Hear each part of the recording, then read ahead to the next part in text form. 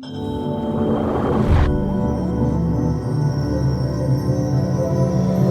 we got a little something different in the house tonight.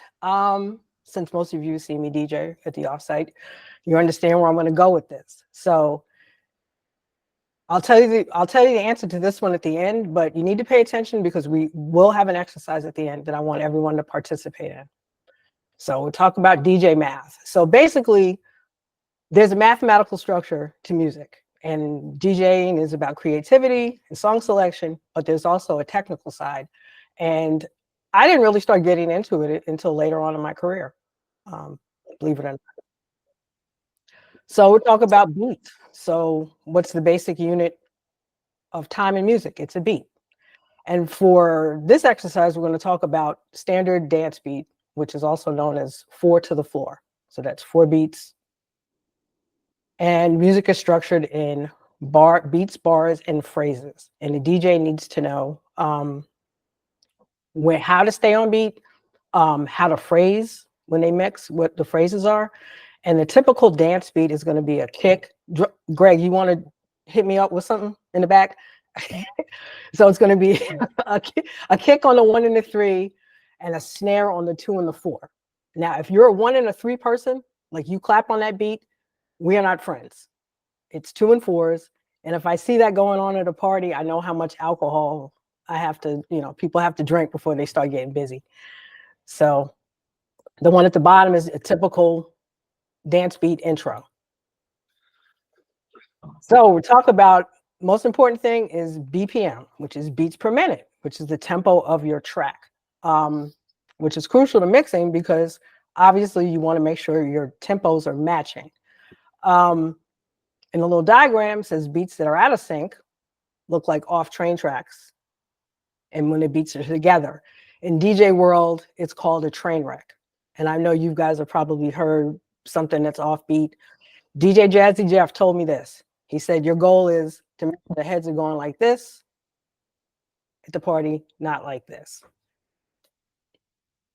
So how do you calculate BPMs? Well, back in the day when I started, we didn't. I was smart enough, and I figured this out on my own, is count the beats in 15 seconds and multiply by 4. You get a rough one, because sometimes that's not even. So I'm counting 30 beats. I know I'm at 120. And I used to write, a lot of DJs used to write the BPM on the album, on the record, just to kind of keep track, but it was all by feel. Now there's software, these are the 3 most popular softwares, Serato, Tractor, Rekordbox, I use Serato, that have the ability to analyze your music and put the BPM in it. I don't know if you saw the thing with Grimes when she tanked her DJ set because she said stuff was you saw that. It was out of sync. Whoever did her crates and set up her software the wrong way, so everything was doubled up. So if she was drum and bass at 150, it was showing up as 300. And no comment on who her baby daddy is, but she wasn't smart enough to figure out how to divide and get herself together. Now we get to the juicy technical part, the relationship between the BPM and the pitch. And the pitch and the frequency have a logarithmic relationship. So the proportional increase in frequency in a linear increase is in the pitch. So basically, the faster you go, it's going to change your pitch. There are 2 equations down here. On a turntable, the tempo adjust usually goes from plus 8% to minus 8%. Also, if you want to go up in a key, when you shift that, there are 12 chromatic notes in a scale. So this function actually comes out and it says, okay, it's 2 to the 1/12 power. All right. Every DJ I know, some of them ain't that smart. Trust me, nobody is doing this in the DJ booth. No one is doing this in the DJ booth. So what's actually happening? So you see the DJ like this, right? What I'm listening to is I'm listening to the beats for the incoming track. I'm making a pitch adjustment, all right? Back in the day, when I was doing vinyl, you could probably get away with 2 clicks and then you start to sound like a chipmunk. And if you have vocals, it sounds even worse. So now with modern software, they have what's called key lock. You can speed up a track without changing the pitch. Now this section over here is actually interesting because if any of you guys have turntables, I know probably half the DJs I know have no idea what those dots mean, right? But that actually tells you the percentage of the pitch that you're moving at. So when it's at unity, the dots in the middle actually are still, and that's how I calibrate, or you would calibrate your turntables. And actually some of them models actually have it written down on the front. So that's what a DJ is actually doing. Not real math, but DJ math. So now we got our old boy Pythagoras. Remember Pythagoras from Algebra 1? So Pythagoras, not only did he leave us with a great formula, he also discovered some musical elements.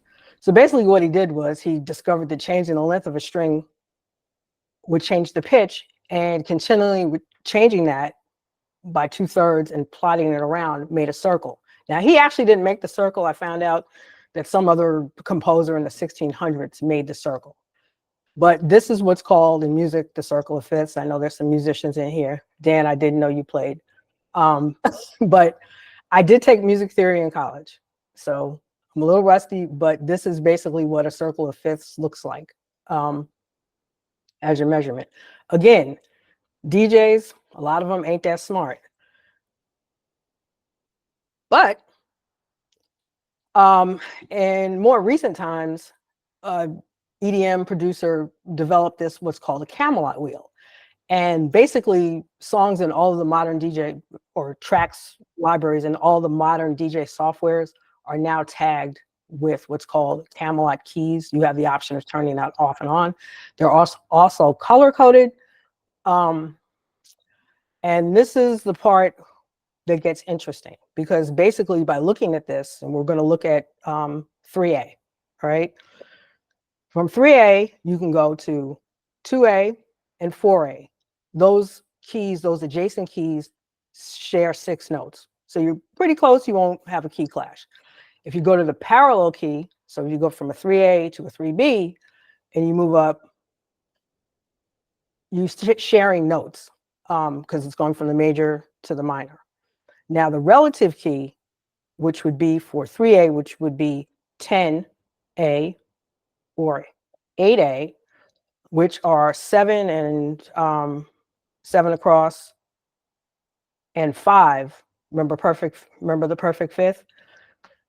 One of my favorite mixes is to do a relative key harmonic mix, because if you get it right, even though they don't have all the same keys or the same notes, it has a really interesting dynamic to it. And then going up 2 semitones or going down 2 semitones can change the energy of your mix, depending on, you know, what you're trying to do to the dance floor or to the room. The important thing is when you're doing like longer blends, like house music or disco and stuff like that, you need to be in key. This really doesn't apply too much to hip hop and pop, because there's a lot of quick mixing and stuff like that, unless you're trying to hold a blend. But my ears are tuned. I can hear when somebody's out of key. You know, if they're doing a long mix, it sounds bad. So where's Connor? Because I saw him in here. Connor was in my ear the whole time at the offsite, telling me what to play. So here's your chance to be a DJ. How would you mix these 5 tracks? You can put it in a chat. You can say it out loud. Just give me the order on the number. So street disco would be number 1. Okay, so we're gonna go from, you said street discos or start. I'm gonna switch into 1A, and then I'm gonna go to 8A from there. Booyah! Okay, so read me off the songs you're gonna.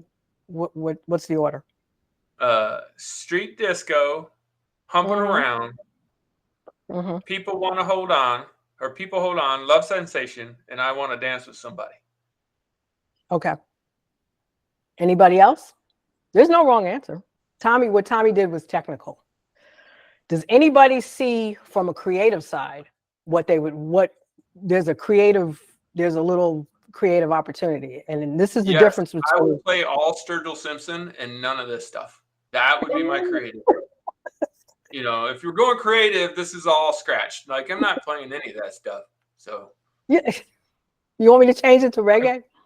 No, it's fine. I can do reggae. That's good. All right. What did Mark say? 1B. Can you put Whitney Houston and Bobby Brown together? Is that allowed? Bingo. All right. Who said that? All right. See, now I'm not mad at you for being. That's the creativity part. Does anybody besides CANA understand? If I'm presenting as a DJ, I like to keep my audiences, yes, redemption. I like to give my audiences a piece of my personality, who I am. So of course, the Whitney Bobby thing, and I've done this. This is actually a real mix, but the Whitney Bobby thing is perfect.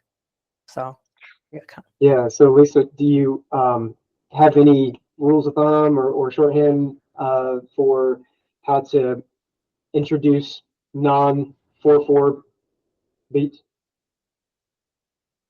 So yeah. Moving to 12/8 as opposed to 4/4. I mean, that's pretty close, but you're going to move into a totally different feel potentially. Well, a lot of stuff is quantized now. Yeah. So if I have to do a wedding and I have some odd track or something like that, there are effects that I can do it. It doesn't. You don't beat match those. You just kind of echo it out or just fade it out and bring it in. A lot of old pop. If rock, a lot of rock is at 6/4 type of thing. But what I do is I like older songs, I'll quantize them to have some kind of beat or whatever. But yeah, that usually doesn't. And I don't do a lot of drum and bass. So